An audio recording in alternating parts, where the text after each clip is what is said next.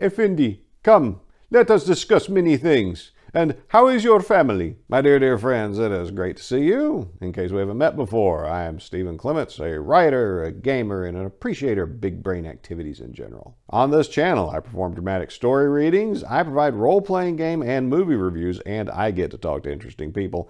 Plus, you might see a fuzzy butt running around now and then. It's a corgi, it's not my butt, though they may be equally hairy. In this episode, we're reviewing the adventure Suitable Donations, part of the Advanced Dungeons & Dragons 2nd Edition Al-Qadim box set, Cities of Bone. Suitable Donations is designed for player characters of levels 1 to 4, and just like the box set, it's all about grave robbing. Even if you're not into role-playing games, stick around for the story because it's interesting, both as written and in what I did with it when I ran it for a group at my table. The same group that went through the 0th level adventure, Treasure Hunt, which I love so much it was the first module I reviewed on this channel. The same characters are in both adventures, so I suggest you watch that episode as well, because that background will help you get into the story. Published in 1994, Cities of Bone went deep into the topic of tomb looting and grave robbing. The premise of tomb raiding is a classic RPG and fiction trope, and this box set added elements to deepen the immersion and risks of what that entails, both from a realism and fantasy perspective. It provides guidance on how to describe these tombs for all 5 senses, what kinds of perils come from entering into sealed rooms where corpses have been rotting for years, and more. Since Suitable Donations is one adventure in the greater box set, let's read how the box set sells itself. Uncover vast riches among the ruins.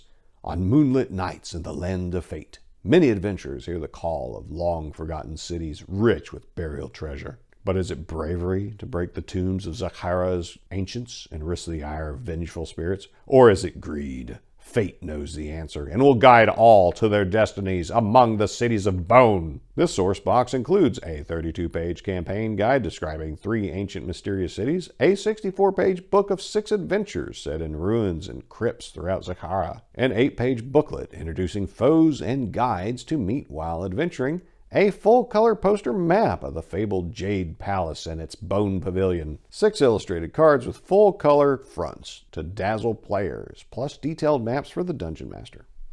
So today we're going to look at one of those 6 adventures, and we may cover the rest in the future. Trust me, we have plenty to talk about with this one, and what I did to it to make it my own. Without spoiling it, it is a fun little adventure, totaling 5 pages with 1 page of maps. If you run it strictly as is, it's a sidetrack adventure where 1 or 2 significant things happen, and it can be easily done in 1 session. But I saw where this could easily be expanded to an adventure of at least 2 sessions in length, just by adding little bits to what was already there. This is a plus in the adventures column because it can run for as long or as little as you want. Set in the Al-Qadim Pearl City of Tajar, you're free to set it anywhere you want, as I did with the homebrew city I put into the Pearl Cities region. This adventure, and indeed the entire box set, was written by Stephen Kurtz. The Forgotten Realms wiki describes him as having written for TSR, mostly in the Al-Qadim setting, while he was in graduate school. After graduating, he left to develop medical devices. Finally, one of my peeps got paid! And sure enough, right there on the Drexel University website, there he is, with an impressive bio to boot.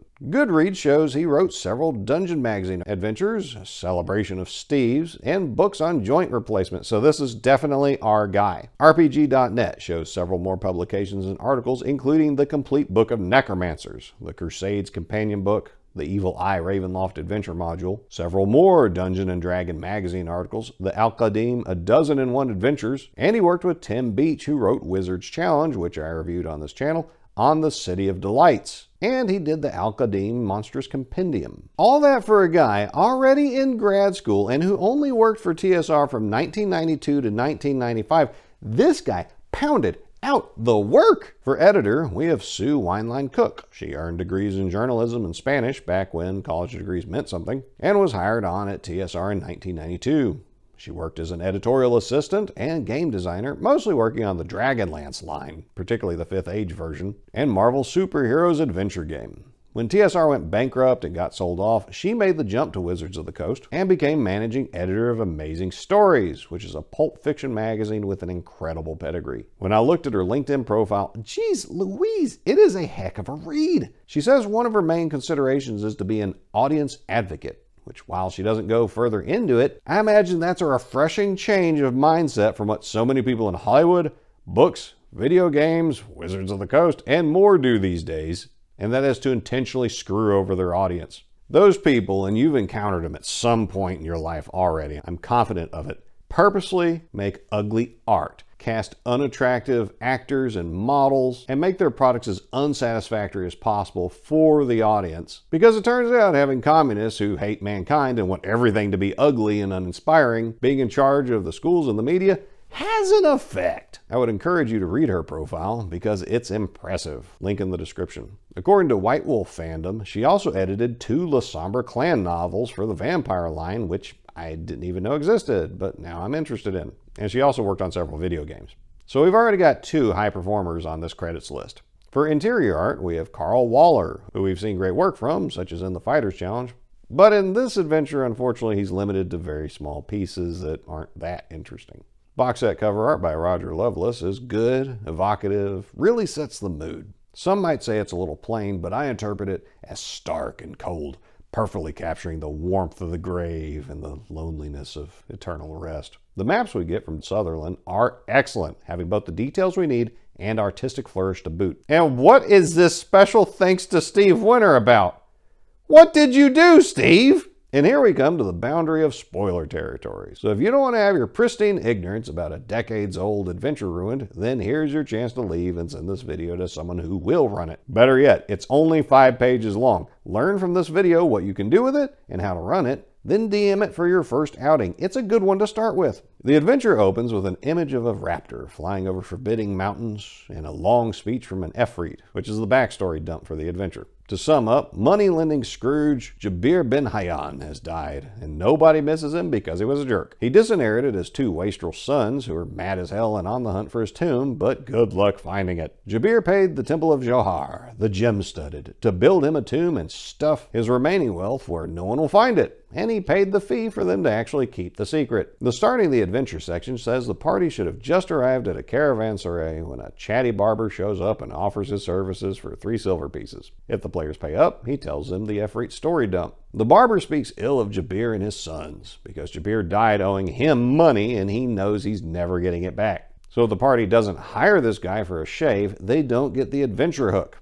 I don't know the player who cares about their character's appearance, and 2E was the age of charisma as the go-to dump stat. Not a good story hook. Kurtz goes on to talk about how pointless the party search for the tomb on their own will be, because they just won't find it because plot fiat. He does suggest 2 other ways to find the tomb. 1, the party can make a suitable donation of 500 gold to the Temple of Johar, because that's the price for them to betray the dead man. Or 2, use a divination spell like Locate Object, Divination, or Legend Lore to find it. Kurtz knows this is improbable and even says so, because those spells are too high a level for a level 1 to 4 wizard or cleric to cast. He seems to think a low-level party is more likely to have 500 gold laying around to bribe their way into finding it, which I find ludicrous. So we have an adventure that starts off where the PCs are unlikely to even find the plot hook, and compounded with the improbability of the party being able to find it or afford the bribe to get the clues they need in order to get to it. And I also doubt that the players would take the bait even if it was right in front of them for free, because tomb robbing isn't a good act. While Jabir might have been a jerk, as written, he hadn't done anything to the player characters, so they didn't have anything against him. Why bother the man? Let the dead lie. It's an evil act to rob people, and an even more evil act to rob the dead. But since I like the rest of this adventure,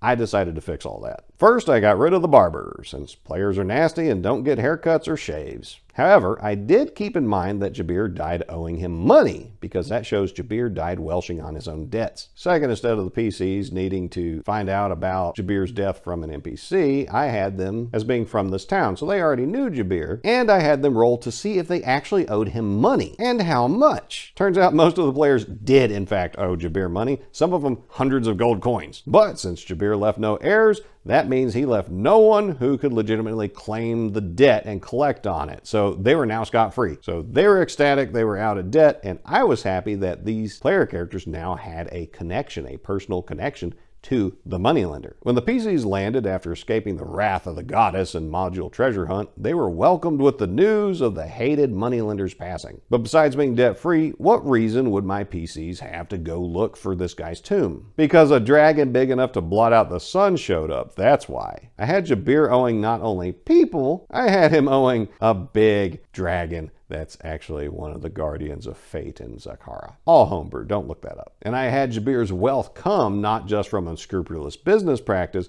but as a result of an item he borrowed from this massive bronze dragon named Urduz al-Kabir. The concept of fate is important in the Al-Qadim setting. One of the items in Jabir's tomb is listed as a deck of ivory playing cards, non-magical, but worth a chunk of change. I fixed that. It's now a deck of many things, called a deck of fate. Word reached Urduz al-Kabir that this puny mortal had the audacity to die and not return the deck as was promised in their deal. Flying overhead and driving the town mad with dragon fear, Urduz settled on an arid peak overlooking the city, and his goblin emissary Hoodoo climbed down and sought out the ruling emir to demand the return of his master's deck of cards from Jabir. The emir looked to the high priest of Johar, named Benjali, for help, and Benjali regretted to inform the goblin that Jabir was dead. The goblin informed the emir, the high priest Benjali, and the party that this was most unfortunate.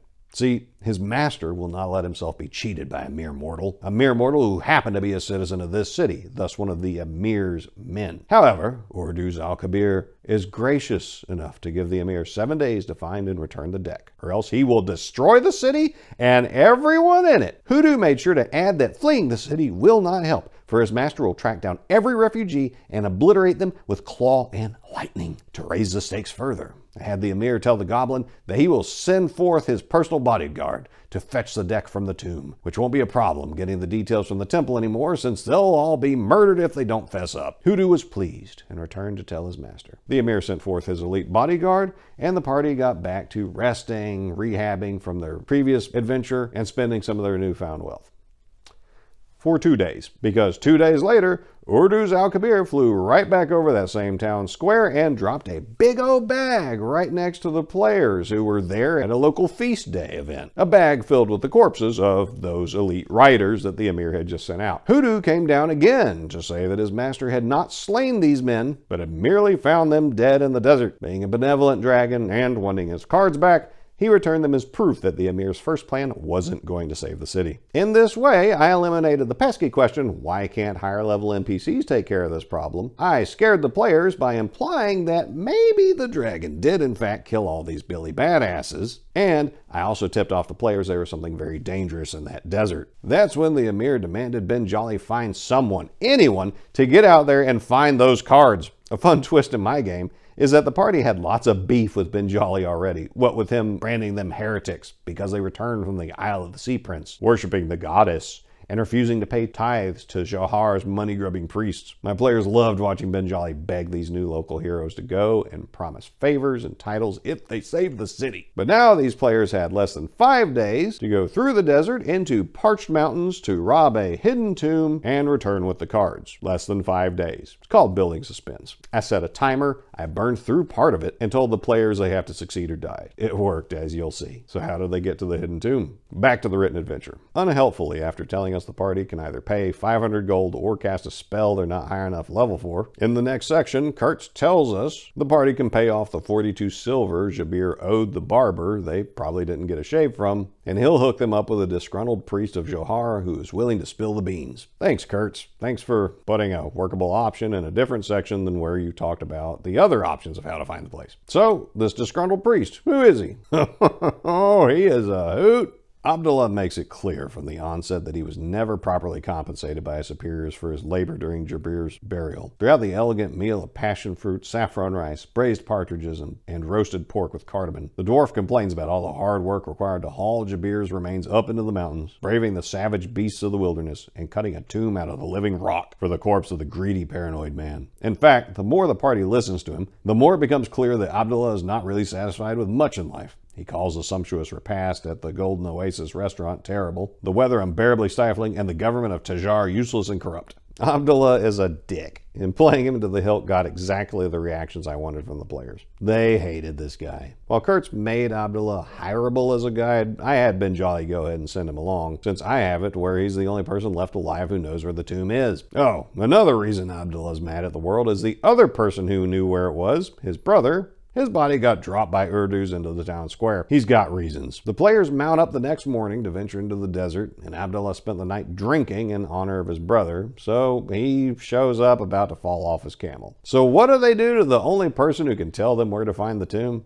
They punch him. They punch the grieving drunk who was already about to fall off his camel. I don't know how agile drunks are where you live, but all the drunks I've met, they're doing good if they're standing up on a good night. And this one was already about to fall out of his saddle and got punched by the party fighter. So he fell and took d6 damage from the fall after taking 2 points for the punch. He only had 5 hit points. It being 2nd edition and me liking the Death's Door optional rules, now the only person who can save the city is bleeding out.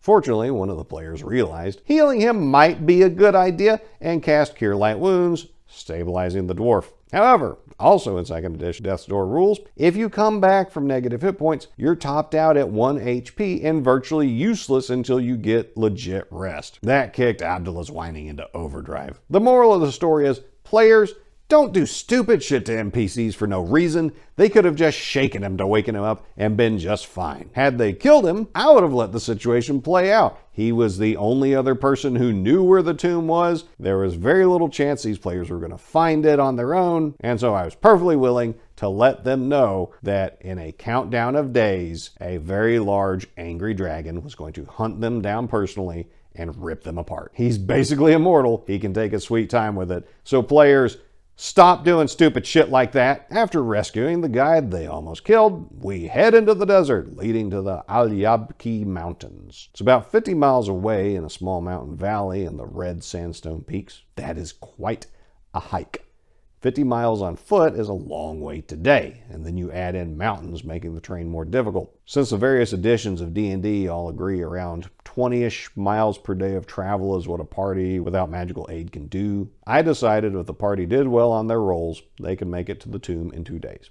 The rolls I speak of are the ones I use during long periods of travel. 1 roll each for the key tasks of navigating and guiding the party to their destination, 1 for foraging to find food and water along the way, and 1 for overwatch or being vigilant against potential dangers. No one character can do more than 1 task for an 8-hour stretch of time, so usually the party members will each pick a task that plays to their skills. If the PC navigator rolls well, they've spotted the best route and avoided obstacles and hazards along the way. They'll move faster. If they roll poorly, they misjudged and got the party lost or cost them extra time. If the PC foraging rolls well, then that's extra supplies the party can stack on top of what they eat along the way. If they roll poorly, they find nothing. If the PC on Overwatch rolls well, that lowers their chance of a random encounter, and if they still have one, they may get a few rounds to avoid the danger or to get the surprise. If they roll poorly, their chance of a random encounter goes up, and they are guaranteed to be caught off guard and flat-footed. If no PC does a particular task, then they can't receive the benefits of rolling well, and they have no protection against the bad things that could happen.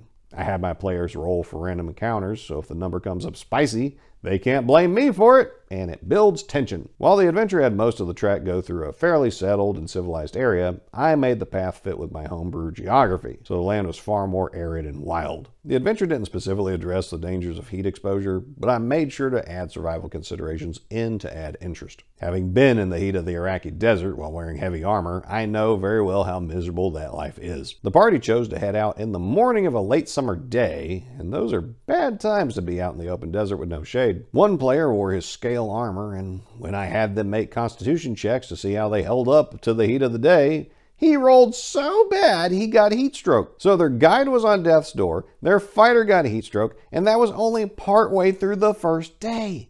Things went from bad to worse. One PC got swallowed and spat out by a purple worm, and they got bailed out by a friendly band of desert nomads before they made it to the mountains. Times were tough. The module has that the DM should roll a d4 to find the number of days it takes for the party to use Abdullah's crappy map that he gave them and find the tomb. Since I had a ticking clock in mind and they had Abdullah with them, I said they were able to reach the tomb on the night of the 5th day. So out of 7 days total, They had 2 full days to get into the tomb, get the cards, and make it back to the city. Oh, they also got jumped by orc bandits when they got into the mountains.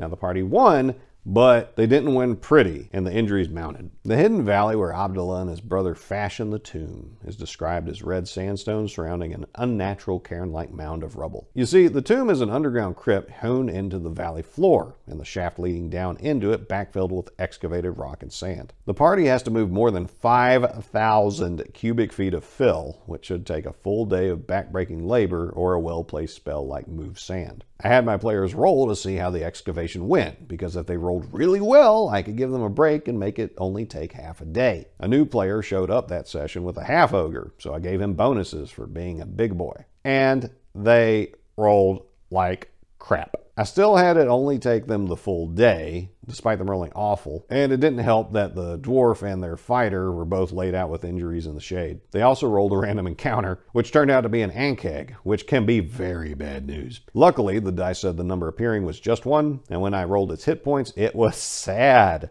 A couple ankegs could have wrecked the party, so it was fortuitous that this one burrowed out of the ground, threatened the party, and hissed, but missed on its first attack, and the very first player to hit it took out half its HP, and it dug right the hell back out of there. With night falling, they made it to the 500-pound stone slab sealing the tomb and found there the chiseled warning, "Jabir min Hayyan sleeps here in paradise.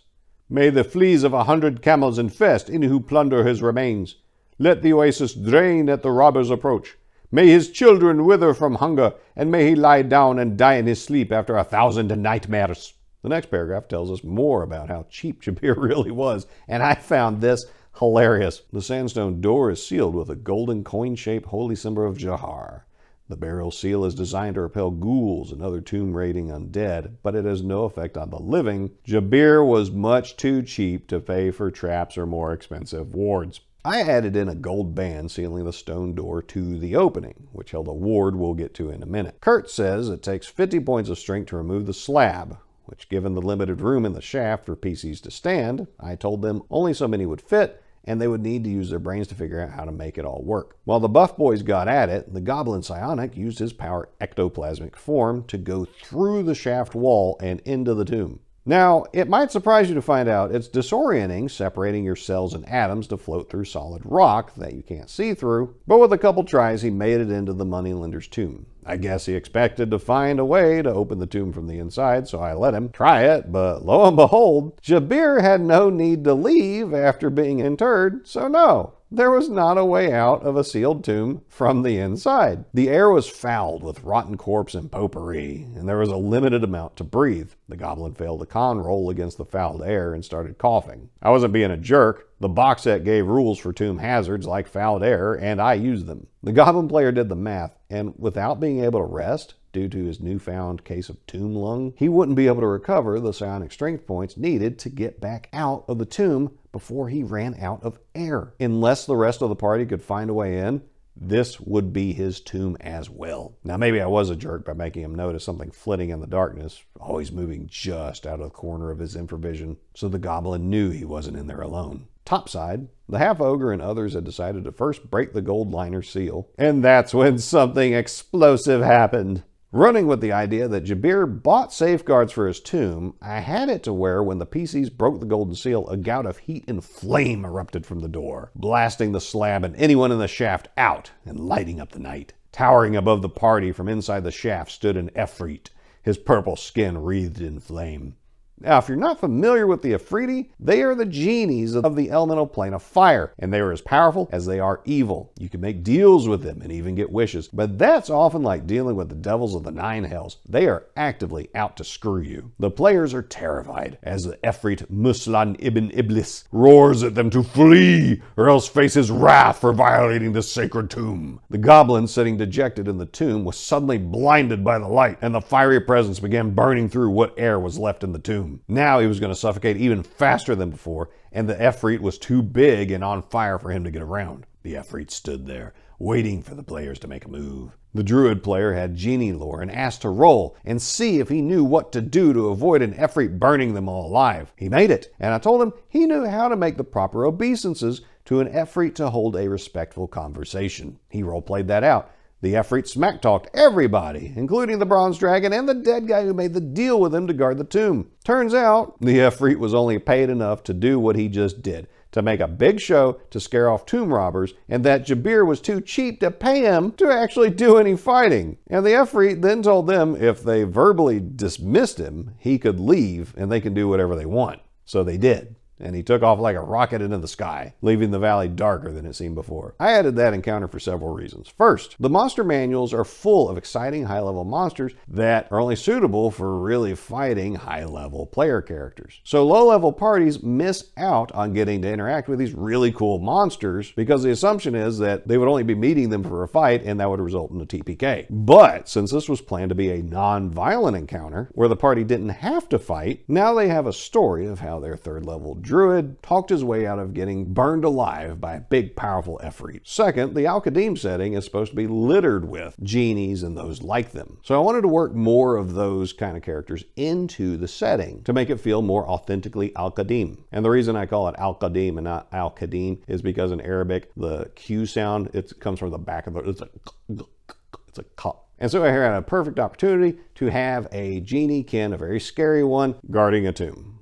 Third, Al-Qadim also stresses role-playing and etiquette as part of its society. It's a very role-play heavy setting. A lot of the published adventures for it mostly rely on role-playing and etiquette in order to overcome the challenges that are in them. And so here was an opportunity where we could do that. Remember earlier, they got to interact with a big scary dragon that could kill all of them, but it was for a role-playing encounter in a diplomatic context. For application outside of Al-Qadim, I'm taking this idea and running with it by working in either avoidable encounters with dangerous creatures, such as the party feeling the ground trembling from a giant's footsteps, and the players can use stealth to avoid having to fight the terrifying foe, or putting the monster into a role-playing encounter. After all, Urduz al-Kabir is the quest giver for this adventure. Perhaps a hobgoblin warlord could have his patrol capture or hire randos in the wilds and charge them with the mission of delivering a message to the local city mayor or to get something for him from someplace he can't go, and he might even pay them afterwards. Remember, just because a person or a monster is evil doesn't automatically mean they're stupid and that they have to be evil at all times. Evil people, they get their suits dry cleaned. They go in, they drop the stuff off, they go ahead and pay the bill.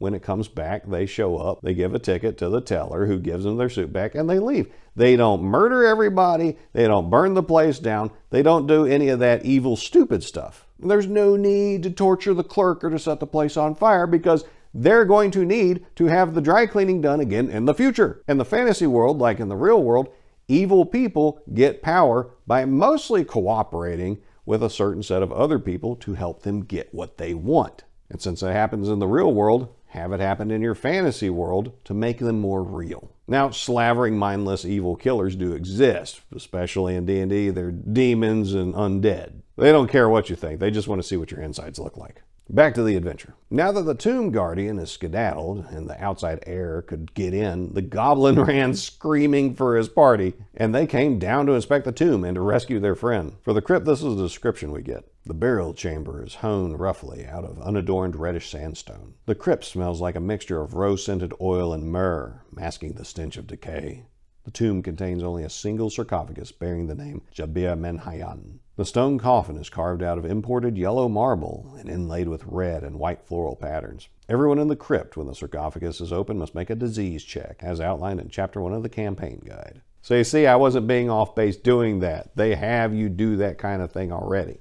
Measuring 25 foot deep by 30 foot wide and 20 foot high, and with the money changer's roughly 15 foot long sarcophagus, this tomb is pretty impressive. And that's right, it's only one room with no secret doors or dungeon complexes beneath it, because this is a more realistic tomb, and since this was supposed to be a sidetrack for low-level characters, instead of the start of some mega dungeon. So this totally works. Once they pop open the sarcophagus, they see Jabir's mummified corpse, wearing a gem-studded mask worth 1,500 gold, and 6 heavy gold necklaces worth 500 gold each. So right there, the party can net 4,500 gold, which is awesome for a low-level party. There are also 4 urns with valuable aromatic oils, his mummified cat in a mini sarcophagus alongside him, and the cat's name is Mansuri, by the way, and the deck of ivory playing cards. In the original version, these are worth 250 gold, nothing to sneeze at. But, like I said, I swapped it out for a deck of many things to make the adventure hook. Also, it turns out in life, Japir liked playing cards with his cat Mansuri because he could usually win. That's adorable. So the party had made it into the tomb, got the cards, and dawn was just breaking over the mountains on the 7th day. The last day to return the deck to the dragon before he goes on a rampage of destruction. Half the party was incapacitated with heat stroke or other injuries, and it took them more than 2 days to even get out here in the first place. The Ifrit had also spooked some of the camels and the horses away, so that limited their mobility. So what did the party do? I noticed a mischievous glimmer in 2 of their eyes, and they said they wanted to draw from the deck. I did give a general warning about disturbing the dragon's property, but they pressed ahead. Busting out a deck of playing cards, I removed the excess jokers and had every player at the table shuffle the heck out of that thing. Nerves rose because they knew something was about to go down, and I assured them that no matter what happened next, the player was bound to the results, and there would be no takebacks. Now, at this point, I had not told them this was a deck of many things. I was just giving them at the table cues to warn them about a course of action that they didn't actually know could happen in game. None of them were a magic user, none of them used detect magic on this thing, and none of them used the identify spell. But I did what I could to warn them off. Disregarding this warning, the half ogre and the goblin each drew 1 card. And the half ogre hit pay dirt, baby, as he drew the jester card, giving him the option to gain 10,000 XP or take 2 more cards from the deck. His mama didn't raise no dummy. He took the 10,000 XP that was sitting right in front of him and went from 1st level to 4th level right on the spot. The goblin,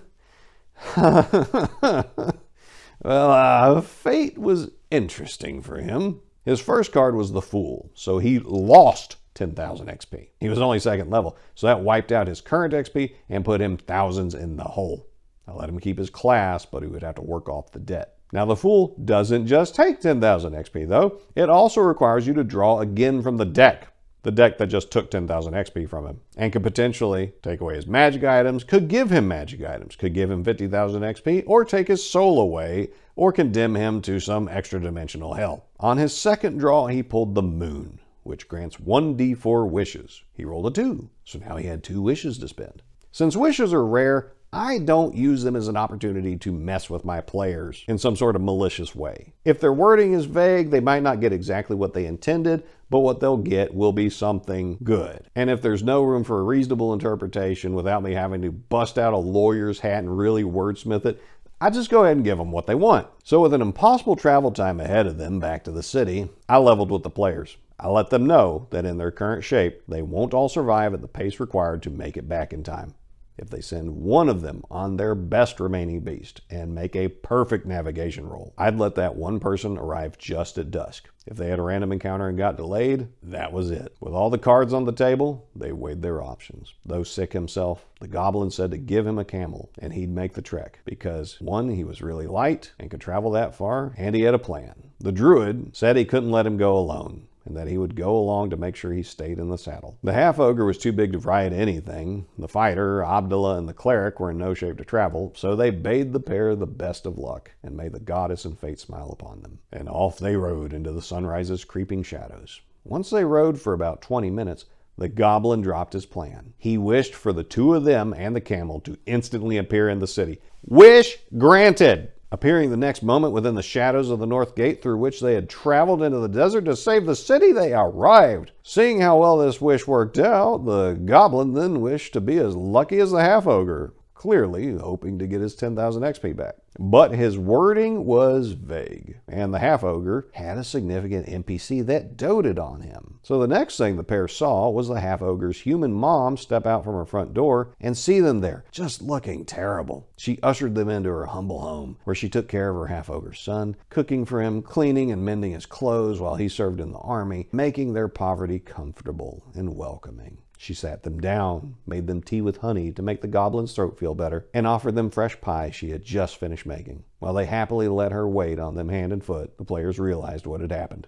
As she settled down on the threadbare pillows on the floor next to them, she said that since her boy had gone out to help them save the town and trusted them enough to finish the journey without him, to her, they were as good as family. The luckiest part of the half-ogre's life had been his loving mother. The goblin wasn't even mad that this is what he got from his last wish. Because in my games, goblins don't really have parents, and I imagine in other games, They're not good parents. In my games, goblins get shat out by another goblin who then leaves them on their own devices. And they're goblins. They're not nice people, but in Al-Qadim, they are far more acceptable and they can be good. It's not that uncommon to see goblins walking down the street and just being normal folks. But they're still goblins. They're still a little funny. And so this goblin had never had a mom to do all these nice things for him. And since he grew up in this town, he did see all those human kids with their moms and most with their dads having a normal life, being cared for. And the goblin had kind of wished for that himself, and now he realized he had a mom who would give him all those things. This was actually a really fun part of the game moving forward, and she became a very important NPC to the group. They would go out of their way to involve Mom in their adventures,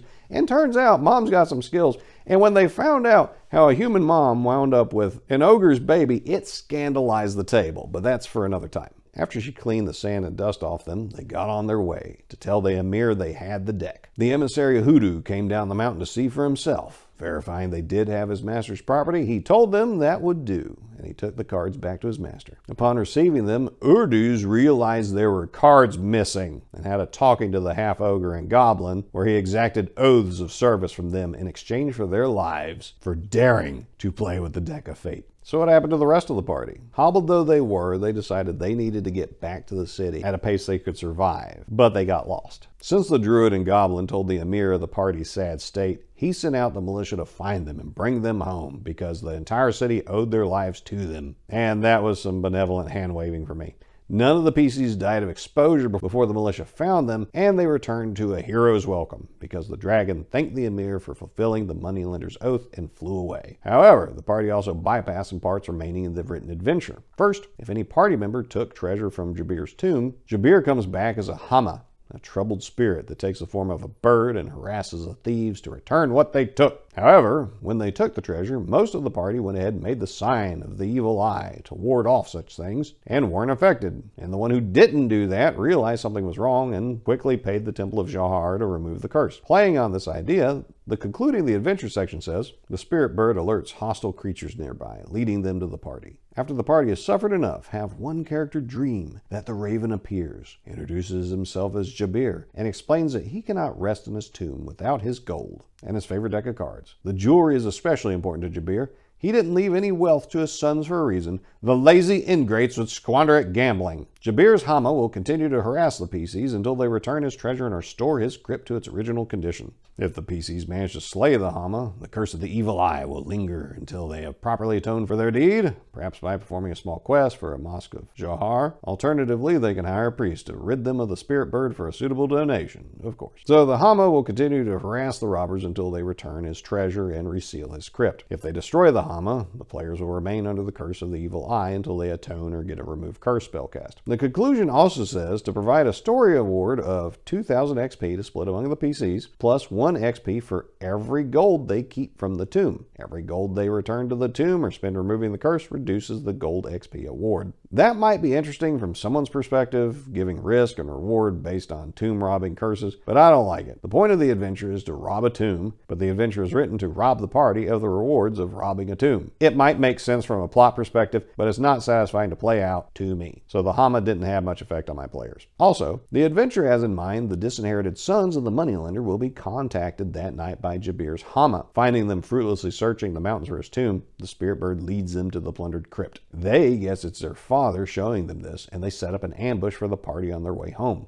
We even get a nice map of the ambush site, which I also used for the orc fight. While one lays hidden with a bow and a clean shot, the other steps forward to curse them for robbing his father's tomb. However, he bluffs he will not have his score of retainers kill them on the spot if they hand over the treasure. And it's a bluff because he doesn't have scores of retainers. He has his brother. If they hand over the goods, he lets them go. Even if the brothers beat the party in a fight, they'll stabilize the party and just take their stuff, and then go blow it all in short order on remove curse spells and the gambling spree of their lives. These guys have class levels. Fighter 3 and Thief 4 in fact, so they could be a decent fight. However, with the wish spell and the remainder of the party not sticking around until nightfall, the brothers didn't have a chance to catch up. Instead, I had them return to the city, hear the tales of the party's great deeds, and the brothers fell in with other enemies of the party to plot their revenge. So what Stephen Kurtz gave us was a fine little adventure that can be customized however you want, just like I did, and you can have fun with it. With just a little bit of work, this adventure could be tailored to higher level PCs or maybe even a solo PC like in the challenge series we talked about. Although a solo PC may want to hire some NPCs to come along to help with the mining. I didn't see where anyone else has reviewed this adventure or the Cities of Bone box set, but I did find this guy who I couldn't understand in the slightest unbox the thing. Which could be nice to show younger players how good we used to have it. All the handouts, all the books, all the great art, and for a reasonable price. Not the $50+ for one poorly made book Hasbro sells today. For more information about Al-Qadim as a setting, I have to plug one of my favorite D&D YouTubers, Dungeon Smith. He did really great stuff, and I'm sad he stopped making videos, but he made a series of Al-Qadim videos I enjoyed. I link his intro to the setting in the description below, and I'd encourage you to check out all his stuff. His Ravenloft stuff is really good. Also, Jorfton has an excellent channel and did several videos discussing Al-Qadim, and he is very much worth subscribing to in general. Cities of Bone is available for purchase as a PDF and print-on-demand softcover on DriveThruRPG. But again, Wizards of the Coast puts in their denunciation of the people who wrote it and who won't get a penny from its sale, so help Wizards hold the moral high ground and don't let them profit off the evils they see in innocent people. Perhaps look for physical copies on eBay or independent vendors, and maybe there's an archive or something that has PDFs available for you to check out. Have you ever played this adventure or ran it for somebody? Have you ever read the Cities of Bone? Have you done something with any of the rest of that excellent supplement? If you have, I'd love to hear your thoughts about it, so please put those in the comments below along with the reactions that the rest of y'all have to hearing what I had to say. If you enjoyed this review of suitable donations, I too enjoy it when people like and subscribe, so you know what to do. Be sure to click those buttons. And I thank you for your time and that you chose to spend it with me. So as we dear friends part for now, I wish you nothing but the best.